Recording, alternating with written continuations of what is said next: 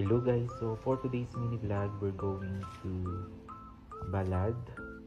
So, Balad is isa sa mga palengke dito sa may Camis Moche. So, naglalakad ako papunta ron. And I think 5 minutes lang siya from our apartment to palengke. So, ayun, naglalakad ako mag-isa. Okay lang naman yung init guys.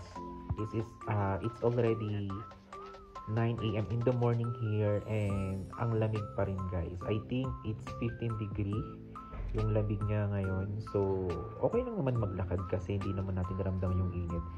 And mas malamig pa rin kaya naka-jacket ako. And naka-hoodie ako kaya nakatakip yung mukha ko. And ayan, nandito na tayo sa may tulay malapit sa bilihan ng mga food. So, pupunta tayo sa Kabayan. Kabayan is one of the famous supermarket dito sa may Balad. So, iba't ibang klase ng pagkain Pilipino, Indian foods, and Asian foods ang meron dyan.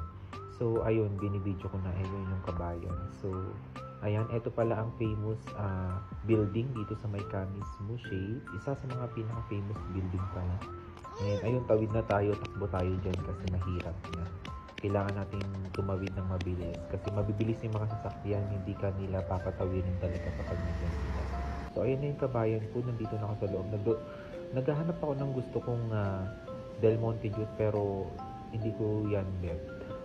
So yan yung mga Filipino foods. Tapos tumawid ako ulit dun sa may kabilang Kabayan store kasi tumitingin ako pero wala ko din ako nahanap. Pauwi na rin tayo sa wakas. So nandito na ako sa may tulay. And nandito ako sa may Al-Othim Supermarket. Ito pala yung napamili ko.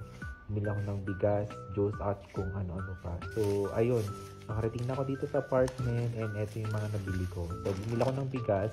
Nung niluto ko pala to kanina, bigas to ng Saudi. Medyo, alam mo yung hiwa-hiwalay, pero okay lang. Masarap naman.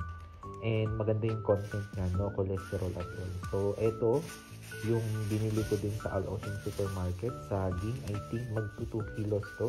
5 real per kilo ata. So, ayan, magto 2 kilos siya. Total 8 pieces. Tapos, malalaki tong saging na to. And sobrang sarap.